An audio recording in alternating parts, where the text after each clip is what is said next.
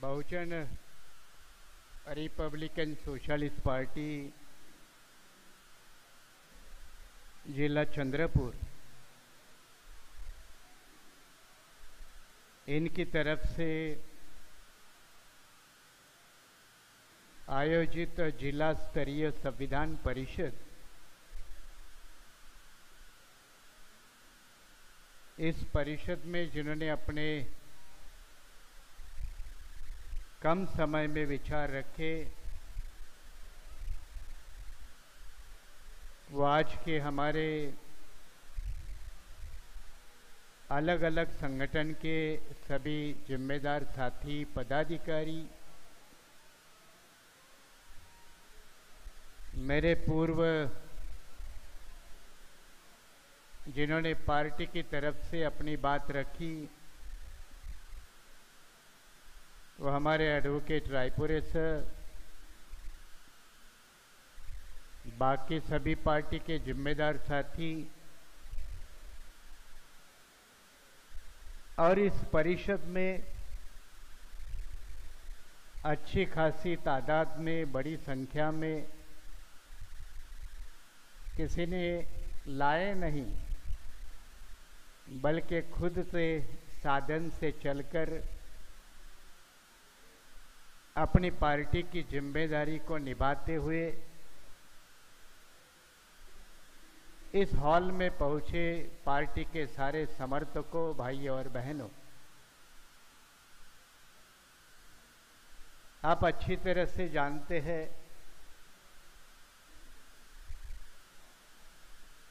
कि ये प्रोग्राम कोई ऐसा वैसा रिएक्शनरी लेवल का प्रोग्राम नहीं है।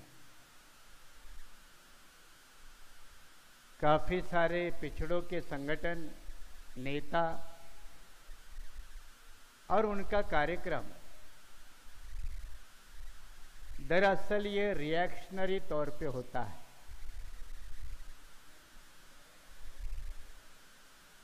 ब्राह्मणवादी, मनुवादी संगठन, उनकी पॉलिसी, नीति, इनके प्रतिरोध में अक्सर होता है। लेकिन बड़े सोच और समझ के साथ इस प्रोग्राम को लॉन्च करने के पहले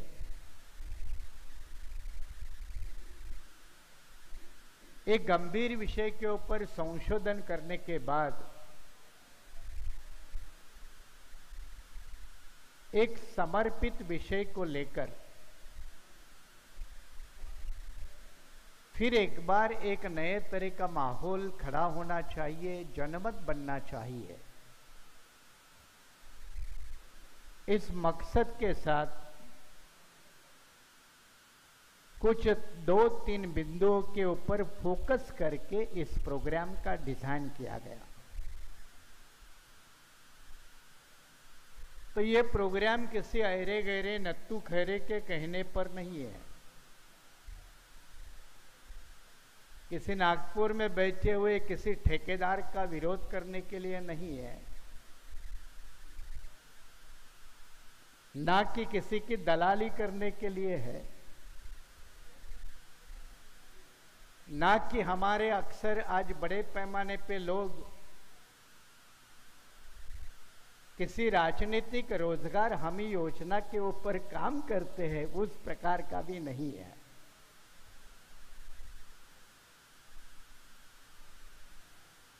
आंदोलन चलाते वक्त कुछ पर्पस को ध्यान में रखकर अपना एजेंडा आगे पुशअप करना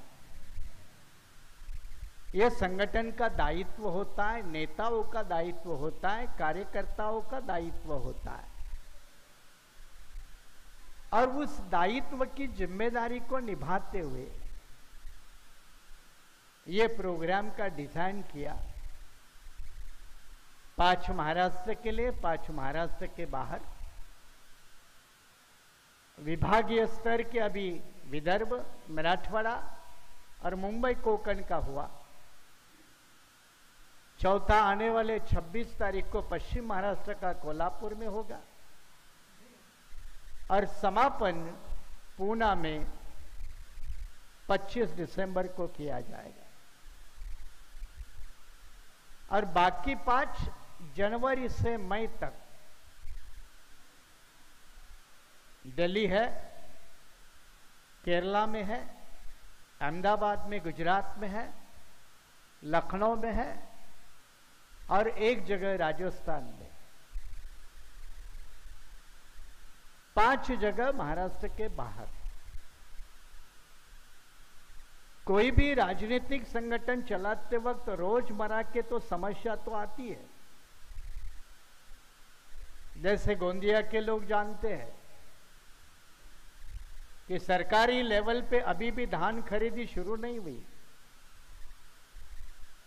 अब शुरू कब करेंगे? इनको फुर्सत होगी तब। 40 बचे या गए वापस, इसी में खोज में लगे हैं। रोज किसी न किसी को संतुष्ट करना पड़ता है, रोज झगड़े मिटाने पड़ते हैं। तो इनको समय मिलेगा तब किसान मर रहा है या नहीं ये देखेंगे। धान खरीदी हो रही है या नहीं तब देखेंगे। फुर्सत हो तब ना। फुर्सत ही नहीं, इतने मस्त है,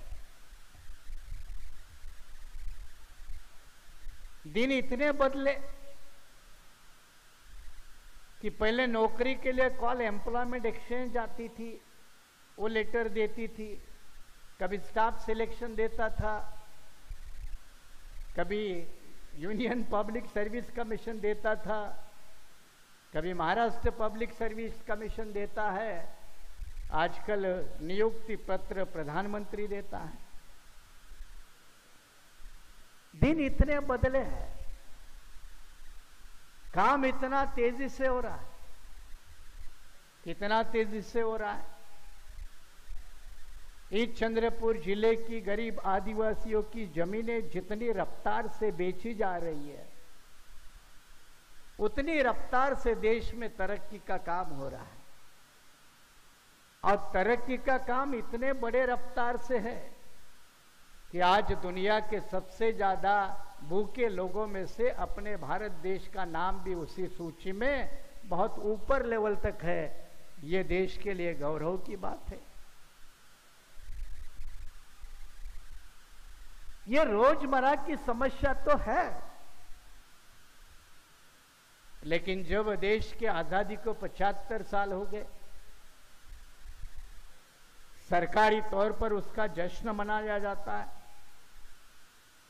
देश के लोगों को एक भ्रमित करके कि देश की आजादी को 75 साल हो गए, तो हमें भी कभी कभी 75 साल में हमारे खाते में क्या आ गया उसका भी हिसाब किताब करना जरूरी है। और इसलिए इस प्रोग्राम का कारण भी वो है कि 75 साल हो गए भाई, क्या हमने अपना लेखा जोखा नहीं करना चाहिए? क्या हमने हिसाब किताब नहीं करना चाहिए? इसलिए वो हिसाब किताब करने का भी ये प्रोग्राम के पीछे एक कारण है। दूसरा, आप छत्रपति शाहू महाराज को जानते हो, कम से कम फुले शाहू अम्बेडकरवादी लोग तो जानते हैं, ओबीसी अब जानने लगे हैं, न जानकर भी क्या करेंगे, जानने लगे हैं। लेकिन शाहू महाराज की ये डेथ एनिवर्सरी की सेंटेनरी है, शताब्दी है। देश में कोई संगठन यह नहीं कर रहा है, महाराष्ट्र वाला भी कोई नहीं कर रहा है। मराठा समाज के लोग जो शाहू महाराज की दुहाई देकर आरक्षण की भीख सरकार के पास मांगते हैं, वो मराठा समाज के लोग भी शाहू राजा की डेथ सेंटेनरी ईयर बिल्कुल नहीं करते। मराठा समाज को छोड़िए, जो खुद शाहू महाराज का अपना वारसदार कहता है, कभी बीजेपी के कंधों पर बैठ के मेंबर ऑफ पार्लियामेंट हुआ, अब वो अपना अलग एक सामाजिक संगठन चलाता है जो भविष्य में जल्दी ही राजनीतिक संगठन होगा, क्योंकि हर एक राजनीतिक संगठन की शुरुआत कभी भी सामाजिक संगठन से ही होती है। भले पप्पू देशमुख का आज संगठन सामाजिक हो, दोटे जी का हो, कल कोई राजनीतिक मंच नहीं बन सकता, इसकी कोई गारंटी नहीं है। ऐसे लोग भी शाहू राजा की डेथ एनिवर्सरी नहीं कर रहे। क्यों नहीं करते? क्योंकि महापुरुषों का आंदोलन चलाना यह राजनीति से बड़ा काम है और यह अंबेडकर वाले ही लोग कर सकते, इसलिए बाकी लोगों को महापुरुषों से आंदोलन के साथ कितना लगाव है, यह खुली किताब है। सिर्फ पढ़ने की हिम्मत चाहिए। यह खुली किताब है, पढ़ने की हिम्मत चाहिए। और हम बड़ी हिम्मत के साथ वो पढ़ते हैं और पढ़कर यह भी कहते हैं कि बाकी लोगों को महापुरुष सिर्फ पावर के लिए चाहिए, उनके आंदोलन के लिए नहीं, उनके विद्रोह के लिए नहीं। और यही मूलभूत फर्क है बहुजन रिपब्लिकन सोशलिस्ट पार्टी और अन्य पार्टियां या अन्य दल। ये कार्यकर्ता लोगों को पक्के दिल और दिमाग में समझने की जरूरत है। बाबा साहब ने हमें सिखाया कि हर महापुरुष का एक बड़ा कर्ज हमारे ऊपर है और वो लगातार अदा करने की आदत हमें लगनी चाहिए। साहब श्री कांशीराम जी ने हमें जिंदगी भर सिखाया है कि फूले से लेकर बाबा साहब तक जो 108 साल का जो संघर्ष देश में हुआ, उस संघर्ष के हम प्रहरी बनना चाहिए। उस संघर्ष को आगे बढ़ाने वाले हम लोग बनना चाहिए। और इसलिए हमारी जिम्मेदारी कई अलग अलग मोर्चे पर है।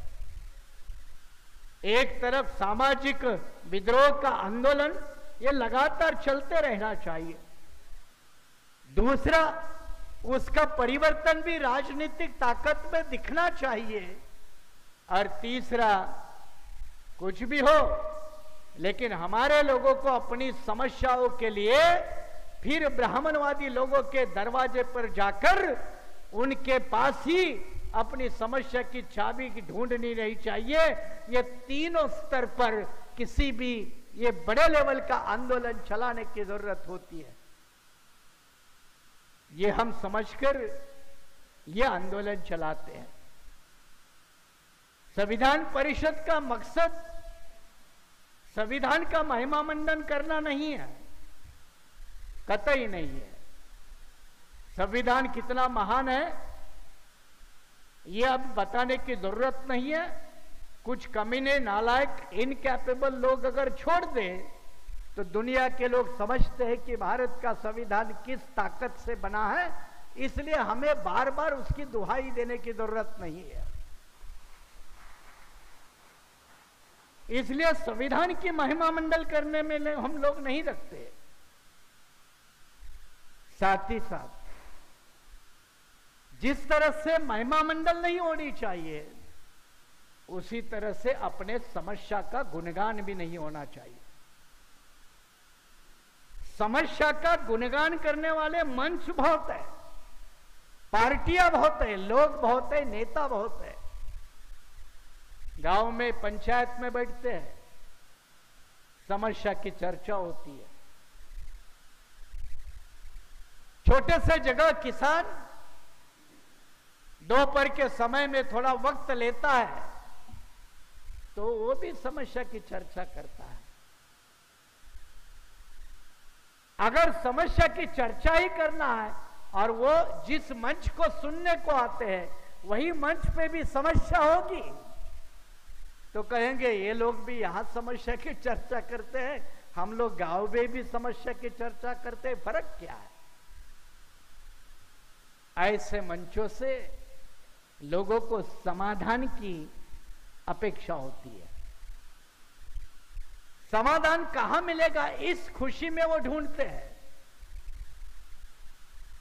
इसलिए हमें लोगों को समस्या बयान करने के बजाय उनको समाधान देने की जरूरत है, और समाधान ढूंढने का तरीका यह संविधान परिषद का मकसद है। अब कौन सी बात का समाधान ढूंढे, कौन सी बात का? और उदाहरण के तौर पर दो बातें रख ले। इस हॉल में ही नहीं, चंद्रपुर में भी नहीं, पूरे विदर्भ में अगर पूछेंगे, महाराष्ट्र में पूछेंगे, देश में भी पूछेंगे कि भाई बेकारी के लिए जिम्मेदार कौन है, तो जवाब तो मिलेगा। क्या मिलेगा जवाब? कौन जिम्मेदार है? कौन जिम्मेदार है? जवाब तो आपके पास भी है, लेकिन हिम्मत होनी चाहिए। जिम्मेदार कौन है? जवाब तो सीधा है, महंगाई इतनी बड़ी, जिम्मेदार कौन है? जवाब कौन देता है? जिम्मेदार कौन है? जिम्मेदार सीधा सीधा सवाल है। अब इसमें थोड़ा फर्क करना पड़ता है समझने के लिए। मैं कहता हूं मोदी सीधे सीधे जिम्मेदार है कि नहीं? आप हिचकिचा रहे थे कहने के लिए, मैंने सीधा कह डाला, मोदी सीधे सीधे जिम्मेदार है। लेकिन मोदी को साथ देने वाले रामदास आठवले जिम्मेदार है कि नहीं?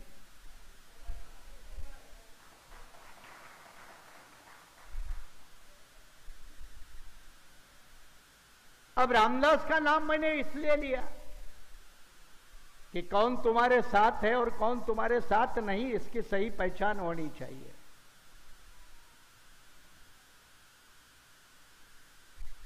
कोई डायरेक्ट होता है, कोई इनडायरेक्ट होता है। दोटे जी ने कहा ओबीसी की कितनी समस्या है, लेकिन सबसे ज्यादा अगर मोदी को कोई साथ देता है तो ओबीसी देता है।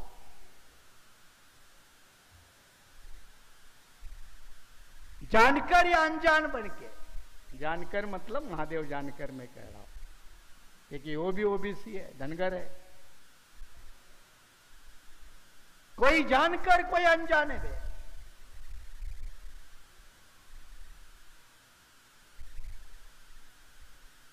जब हमारी समस्या इस देश का प्रधानमंत्री है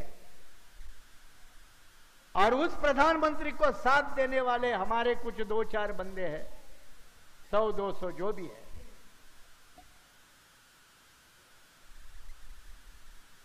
तो घर के भेदी लंका ढाए। उसमें कोई दलित है, उसमें कोई आदिवासी है, उसमें कोई ओबीसी है, और आजकल मुसलमान भी है।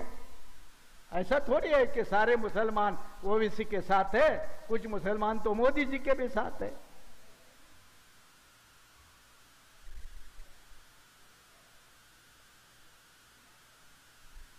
ठीक है, आदिवासी का नहीं होता होगा कल्याण, वनवासी आश्रम तो हम चला रहे,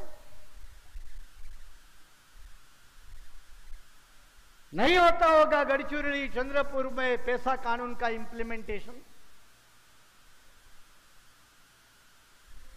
पैसा कानून के अंदर सारे ग्राम पंचायत के अधिकार भी छीने गए होंगे, फिर भी आदिवासी को लगता है कि मोदी सरकार ये अच्छी है। और जो भी देश भर के चुन के आने वाले आदिवासी मेंबर ऑफ पार्लियामेंट है, एमएलए है,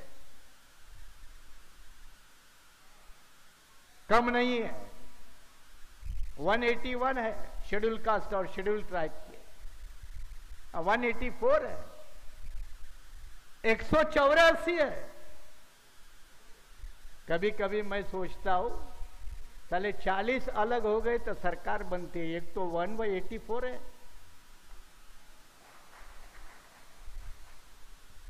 40 अलग हो गए तो सरकार बनती है, ये तो 184 है, ये 184 कम है, लेकिन दिमाग कहां है, अकल कहां है? दोटी जी ने कहा राजनीतिक गुलाम है, और ये गुलाम को वोट देने वाले लोग कौन?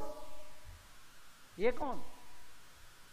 गुलाम नेता पैदा करने वाले लोगों को, वोट देने वाले लोगों को क्या कहना चाहिए? गुलाम वोटर। ये गुलाम लीडर, ये गुलाम वोटर। अब गुलाम वोटर और गुलाम लीडर, ये क्या भारतीय संविधान ने कल्पना की है? हम जानते हैं सदियों से, लंबा नहीं जाते, गोलवलकर, हेडगेवार, तिलक, गांधी, इनके जमाने से इन्होंने हमेशा यह चाहा कि पिछड़ों की कभी भी इंडिपेंडेंट लीडरशिप ना बने, चाहे वो ओबीसी हो, चाहे दलित हो, चाहे आदिवासी हो, चाहे मुसलमान हो।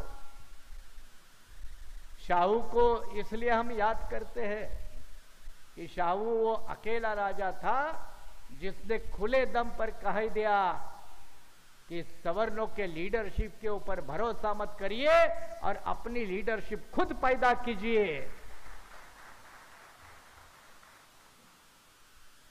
इसीलिए बाबा साहब को बनाया। ये शाहू महाराज का कर्ज बहुत बड़ा है। ये शाहू महाराज का कर्ज बाकी अंबेडकरी नेता, पार्टी, संगठन इनको समझे ना समझे, लेकिन कांशीराम के स्कूल में पढ़े लिखे लोग, कार्यकर्ता हम जरूर समझते हैं और इसलिए उनको हम याद करते हैं। नहीं तो दलित नेताओं की कोई कमी नहीं है। मैं ही करूंगा अंबेडकरी आंदोलन को सक्सेसफुल। कितने सालों के बाद?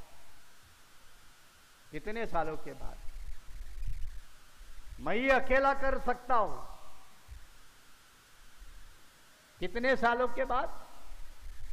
एमआईएम का साथ देकर देख लिए। अब एमआईएम वाले क्या सोचते हैं मुझे पता नहीं, कहां गलती हो गई समझते पता नहीं। अब इस तरह के बर्ताव करने वाले लोग और नेता, उनके संगठन सही जड़ के पास तो कतई जाने का सवाल नहीं। और इसलिए जड़ की वजह ढूंढते ढूंढते हम उस नतीजे पर पहुंचते हैं कि महाराष्ट्र में 29 शेड्यूल कास्ट के एमएलए हैं, उसमें एक चंद्रपुर का है, 25 आदिवासी के हैं, उसमें मेजॉरिटी इधर गढ़चिरौली के तो 4 है। ये 29 और ये 25 लगभग 54 हो गए। ये 54 कोई काम के है या नहीं, एक बार फैसला लेना चाहिए।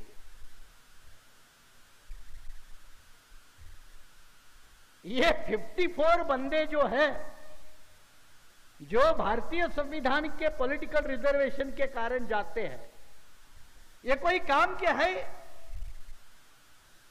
और काम के है तो मैंने पूछा कि आदिवासी के उदाहरण के तौर पर छात्रालय ले लो, छात्रालय।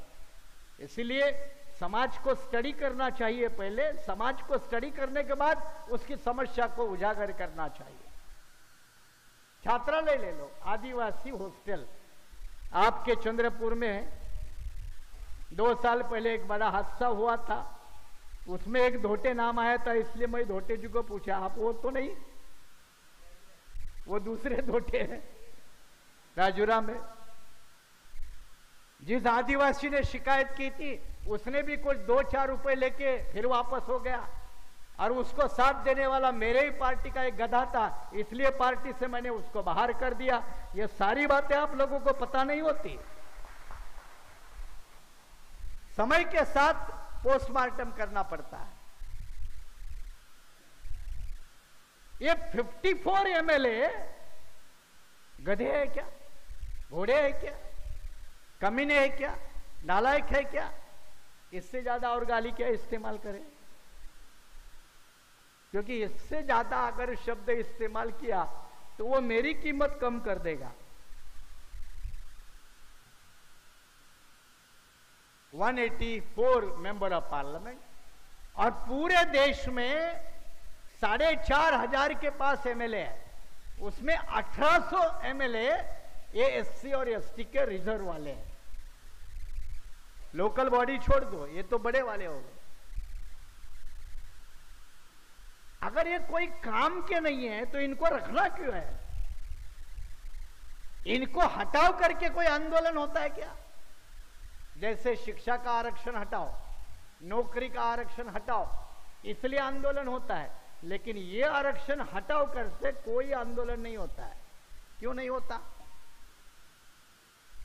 पिछले साल मोदी सरकार ने संविधान संशोधन किया और 2030 तक ये पॉलिटिकल रिजर्वेशन बरकरार रखा। 30 तक 10 साल बढ़ाया। तो ये गधे ऐसे पैदा होते रहेंगे और यही गधे विधानसभा में और पार्लियामेंट में तुम्हारा और मेरा नेता बनेंगे। ये अपने लीडर बनेंगे, प्रतिनिधि बनेंगे। ओबीसी का भी तो वही हाल है। ठीक है, ओबीसी के लिए कोई पॉलिटिकल रिजर्वेशन एमपी एमएलए में नहीं है, लेकिन वर्तमान लोकसभा में 137 ओबीसी एमपी है। अब भी 137 जो खुद को ओबीसी मानते हैं, ओबीसी समाज भी इसको अपना ओबीसी नेता मानता है। आपके मालूम है चंद्रपुर में भी कुणबी है, कोई ये कुणबी है, कोई वो कुणबी है। वो भी आप जानते हैं कौन सा कुणबी किधर है। ये चंद्रपुर के अंदर की बात है ना, वो भी जानते हैं। 137 क्या हुआ? ओबीसी जनगणना का मुद्दा आ गया पार्लियामेंट में। सीधा मोदी सरकार ने कहा हम नहीं करेंगे, जाओ जिधर जाना है उधर। क्या किया? ये भी चुपचाप बैठे। एससी एसटी के गधे घोड़े, ये थोड़े बड़े हो गधे घोड़े, ये बड़े लेवल के ओ वाले, वो भी गधे घोड़े, ये भी गधे घोड़े। अब तो मोदी सरकार ओबीसी के 4 टुकड़े करने जा रही है। उसके लिए दिल्ली हाई कोर्ट की पूर्व न्यायाधीश न्यायमूर्ति रोहिणी, इनकी अध्यक्षता में एक कमेटी बनाई है कि ओबीसी का सबसे नीचे वाला तबका है उसको आरक्षण का लाभ मिलने चाहिए। इसलिए ओबीसी के 4 टुकड़े किए, 4 ABCD, और जो 27% आपका आरक्षण है वो भी 4 टुकड़े में डिवाइड करें। 4 टुकड़े में 4 टुकड़े बनेंगे। कोई 5% वाला होगा, कोई 10 वाला होगा, कोई 8 वाला होगा, कोई 4 वाला होगा। ओबीसी आपस में झगड़ना चालू कर देंगे। 12 वाला है उसमें मुझे डालो। 4 वाले में कोई जाने को पसंद नहीं करेगा, आपस में झगड़ते रहेंगे। रोहिणी कमीशन ने रिपोर्ट मोदी सरकार को दी है, सिफारिशें दी है। कब भी मोदी सरकार उसको लागू कर सकता है, क्योंकि आरएसएस और बीजेपी का यह एजेंडा है कि 52% करके नाचने वाला ओबीसी ये टुकड़ों टुकड़ों में बंटना चाहिए। ये बीजेपी का एजेंडा है, ये आरएसएस का एजेंडा है। और बीआरएसपी हम लोग ही खुले तौर पे कहते हैं कि आरएसएस के ही कहने पर ओबीसी की जनगणना को रोका गया। उसके लिए एमजी वैद्य जैसे आरएसएस के बड़े नेता, भैयाजी जोशी जैसे बड़े नेता, इन्होंने नागपुर से बयान लिखे थे, आर्टिकल लिखे थे और ओबीसी का जनगणना को जाहिर विरोध किया था। मतलब 137 मेंबर ऑफ पार्लियामेंट जो ओबीसी के हैं वो देश भर चिल्लाते हैं कि जनगणना होनी चाहिए, यात्रा निकालते हैं, सभा सम्मेलन करवाते हैं, नागपुर में भी परिषद करवाते हैं, लेकिन इनके जो एमपी हैं वो पार्लियामेंट में चुप रहते हैं। एक एमपी ने विरोध नहीं किया। 137 मेंबर ऑफ पार्लियामेंट, सांसद चुप बैठे। तो जब उत्तर प्रदेश में हाथरस जिला आपने सुना है, हाथरस में एक दलित समाज के लड़की के ऊपर बलात्कार हुआ था, इस बात को भी आप अच्छी तरह से जानते हो। आर्टिकल 15 ये पिक्चर भी आपने देखी होगी। हाथरस ये अभी भी रिजर्व सीट है, अभी रिजर्व सीट है। और हाथरस का मेंबर ऑफ पार्लियामेंट वो शेड्यूल कास्ट है, अभी है। जब बलात्कार हुआ तो वो दलित समाज की साइड नहीं ले सका। वो लड़की के तरफ से नहीं बोला, बल्कि जो आरोपी थे, ऊंची जात वाले थे, उनकी तरफ से बोला।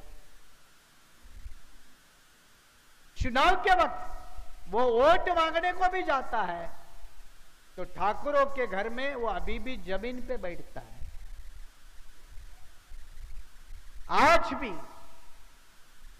उत्तर प्रदेश जैसे बड़े प्रदेश में,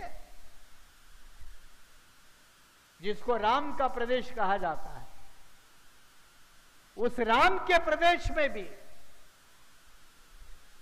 वहां का मेंबर ऑफ पार्लियामेंट का चुनाव लड़ने वाला एससी सांसद ठाकुर के घर में किसी चेयर पे नहीं बैठता, जमीन पे ही बैठता है। तो क्या ऐसे जनप्रतिनिधि बनेंगे? इसके लिए भारतीय संविधान में प्रावधान है। क्या इन प्रावधानों को बनाते वक्त बाबा साहब के नजर में ऐसे नालायक जनप्रतिनिधि बाबा साहब के दिमाग में थे? एक कांशीराम जी थे जिन्होंने इस विषय को छेड़ा था। 1982 में पूना करार को जब 50 साल पूरे हो गए तो अकेले थे कांशीराम साहब इस भारतवर्ष के शख्स जिन्होंने ऐसे नेता हमें बिल्कुल नहीं चाहिए कहकर देश भर आवाज उठाई थी। और उसके बाद अगर कोई आवाज उठा रहा है तो बहुजन रिपब्लिकन सोशलिस्ट पार्टी उठा रही है कि यह हाल सिर्फ दलितों का नहीं है। हमारे एमआईएम के साथी यहां बैठे हैं। अगले 15 तारीख को हमारी मुस्लिम आरक्षण परिषद मुंबई में है। आजकल मुंबई वाले के प्रोग्राम विदर्भ से ज्यादा होते हैं, ध्यान रखो जरा विदर्भ वाले, और बड़े भी होते हैं।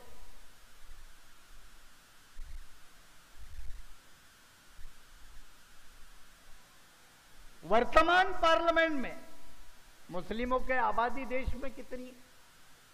टोटल माइनॉरिटी पकड़े तो 19-20% टोटल माइनॉरिटी है। उसमें बुद्धिस्ट भी आता है, सिख भी आता है, जैन भी आता है, एग्लो इंडियन आता है। लेकिन अकेले अगर मुसलमान भी पकड़े तो 15% के पास तो पक्का है। अब 15% के आबादी के हिसाब से इनके देश में मेंबर ऑफ पार्लियामेंट होने चाहिए 75।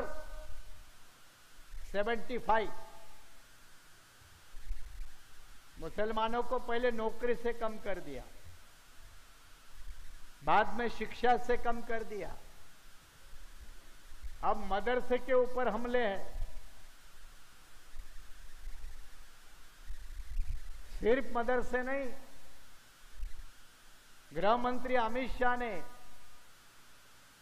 चोरी छुपके नहीं पार्लियामेंट में फिर बयान दिया कि ये कोविड के कारण हम रुके, नहीं तो देश भर एनआरसी होगी।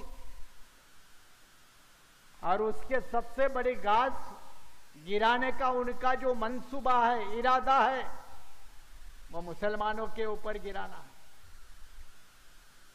आज बीजेपी ने मुसलमानों को राजनीति में माइनस कर दिया है, अनवांटेड, अनटचेबल कर दिया है। तुम हो नहीं हो, हमें कोई फर्क नहीं पड़ता। इसलिए उत्तर प्रदेश के चुनाव में योगी की यह भाषा थी, 80 बनाम 20। यह योगी की भाषा थी। अब 80 बनाम 20 का जवाब उसी रूप से देना पड़ेगा। ओवैसी साहब देते हैं कि नहीं वो एक अलग बात है, और अन्य नेता देते हैं कि नहीं वो अलग बात है।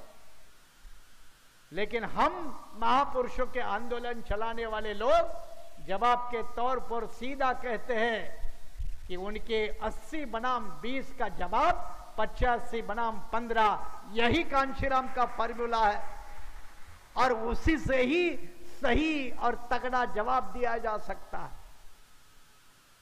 तगड़ा जवाब दिया जा सकता है, ये थ्योरी के रूप में नहीं। अच्छा, इसी छोटा मंच पे उदाहरण लेते, पप्पू देशमुख यहां है, हमारे धोटे जी है, एमआईएम का साथी है, बीआरएसपी के हमारे रामटेके है, ये चंद्रपुर के मैं गिन रहा हूं। आने वाले लोकल बॉडी में आप चारों बैठो, इकट्ठे फैसला करो। यही तो जवाब के तौर पे देखना चाहिए। पार्लियामेंट का चुनाव जब आएगा तो पार्लियामेंट की सोचेंगे, असेंबली का चुनाव जब आएगा तो असेंबली की सोचेंगे। लेकिन आप सर पर तो लोकल बॉडी है ना, चंद्रपुर नगर पालिका है ना, पता नहीं कुछ जेडपी तालुका पंचायत हो सकते हैं। हमारा गोंडवाना का साथी बैठा है, वो भी उधर है, कोने में बैठे हैं, इसलिए ध्यान में नहीं गया। अगली बार कोने में मत बैठना, बीच में बैठना। तो यही लोग अगर छोटे लेवल पे भी अपने ताकत को इकट्ठे करें तो नालायक नेताओं की नालायकगिरी बंद की जा सकती है।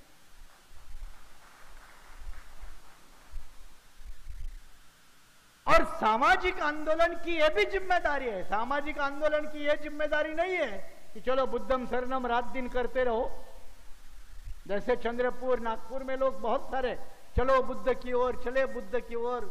अरे बुद्ध की ओर तो जाओ भाई, जाना जरूरी भी है, मैं ना नहीं बोलता हूं, लेकिन बुद्ध के पीछे भी अशोक पीछे खड़ा रहेगा तब बुद्ध चलेगा। इस बात को भी अक्ल में ध्यान रखना चाहिए ना,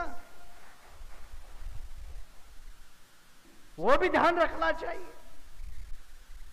और इसीलिए समाधान के तौर पर ये नालायक नेताओं की नेतागिरी को रोक लगानी चाहिए।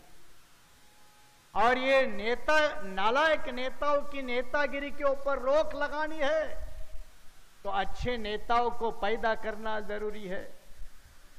और हम लोग किसी का बिगाड़ने के लिए इकट्ठा जल्दी हो जाते हैं, बनाने में इकट्ठा नहीं होते। बनाना है तो फिर हमारे यहां दिक्कतें आ जाते हैं, किसको बनाओ, किसको बनाओ, इसको बनाओ या उसको बनाओ। चंद्रपुर के लोग भी सोचते हैं, हर शहर के सोचते हैं, लेकिन किसी को तो बनाना पड़ता है ना। ये बनाने में हम इकट्ठे नहीं होते, फिर हमारी पार्टी, फिर हमारी औकात, फिर हमारा अहंकार, फिर हमारी जात, ये सारे मामले इकट्ठे लाते हैं। बीआरएसपी बड़ी दृढ़ता के साथ ये एक व्यापक रणनीति का हिस्सा मानकर ये नालायक नेताओं की नेतागिरी खत्म करने में और नई तरह की लीडरशिप पैदा करने में विश्वास रखती है। और यही उसका एक सही समाधान होगा जिसकी तरफ हमें आगे बढ़ना चाहिए।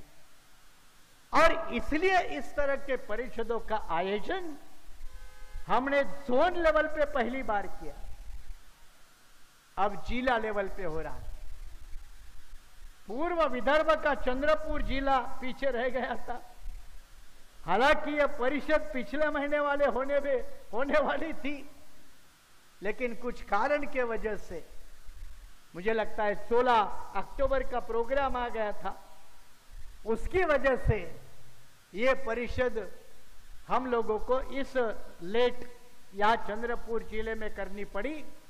और इस परिषद में जिस तरह का आप लोगों ने आयोजन किया, हमारे रामटेके, युवा रामटेके, हमारे तमाम सारे चंद्रपुर के साथी जो दिन रात मेहनत करते हैं, साधन की कमी है हम जानते हैं, लेकिन साधन की कमी होना ये कोई समस्या नहीं।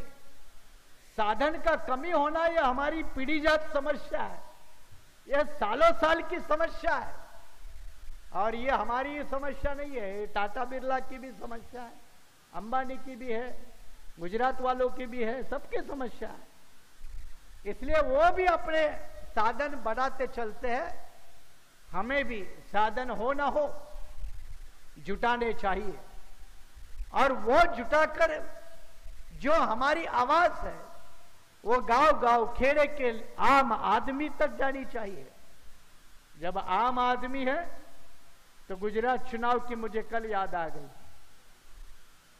गुजरात चुनाव कल ऐलान हो गया और रात को मैं टीवी के सामने बैठा तो टीवी वालों ने आंकड़े दिए, बीजेपी इतने सीटें जीतेगी। मैंने सोचा बस चुनाव हो गया, अब वोट डालने की जरूरत नहीं, ये भी फॉर्म देने की जरूरत नहीं, उम्मीदवारों को खड़ा रहने की जरूरत नहीं, ये चैनल वाले पहले ही डिक्लेयर कर बैठे। दिमाग पकाने का काम शुरू होता है, अभी से दिमाग पकाना शुरू हो गया। वोटर मेंटालिटी बनाओ, ये वोटर मेंटालिटी बनाने वाली यंत्रणा इतनी बड़ी है जिसका घिनौना रूप अब गुजरात के चुनाव को लेकर हम लोगों के सामने आ जाएगा। देखो, गुजरात चुनाव की चर्चा होती है लेकिन हिमाचल के चुनाव की कोई चर्चा नहीं करता, हिमाचल के कोई आंकड़े नहीं देता, क्योंकि वो मोदी जी का गृह राज्य है। बीआरएसपी भी अपने कैंडिडेट कुछ सीटों पर गुजरात में उतारने वाली है। अब किसको नफा होगा, किसको नुकसान होगा, यही हम जिंदगी भर सोचते बैठे तो हमारा घर कभी नहीं बनेगा। ये कांग्रेस वाले इधर हमेशा कहते हैं, मुझे भी मुंबई के कुछ नेताओं ने कहा, माने सर राहुल जी की यात्रा आने लगी है, क्या आपके पार्टी के लोग इस यात्रा में शामिल होंगे? मैंने कहा बिल्कुल नहीं होंगे, बिल्कुल नहीं होंगे। तो बोले ये तो बीजेपी के खिलाफ वाली यात्रा है, आपको तो शामिल होना चाहिए, आप तो एंटी बीजेपी डीएनए वाले लोग हो। मैंने कहा डीएनए वो तो हमारा है, लेकिन तुम्हारा पूरा एंटी बीजेपी डीएनए नहीं है। तो बोले आप ये कैसी बात कह सकते हो? मैंने बोला कितने सबूत चाहिए, कितने सबूत चाहिए, कितने सबूत चाहिए?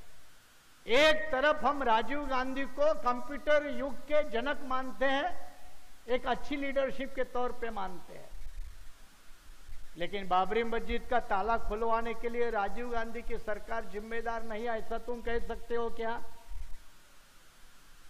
बाबरी मस्जिद की शहादत हुई तब कांग्रेस का प्रधानमंत्री था क्या बीजेपी का था?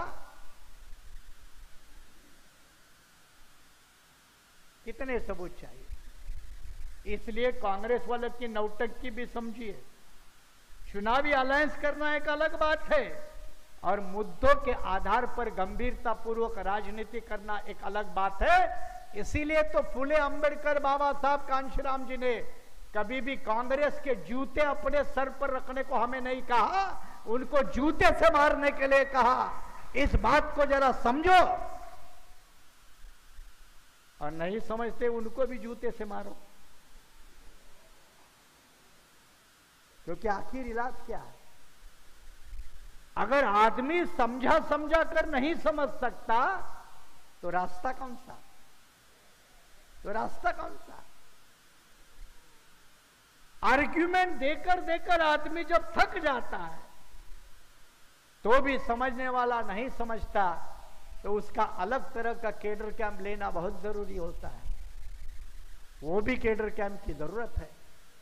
और इसीलिए इस परिषद के एक संदेश के रूप में मैंने डिटेल न जाते हुए बिल्कुल क्लियर कट कहा कि हमारी समस्याएं बहुत है, रोजमर्रा की जिंदगी की समस्या है, लेकिन उस समस्या का समाधान करने का ठिकान अगर असेंबली और पार्लियामेंट है, पॉलिटिकल पावर है, जैसा बाबा साहब ने कहा है, तो उस जगह सही लोग जाने चाहिए।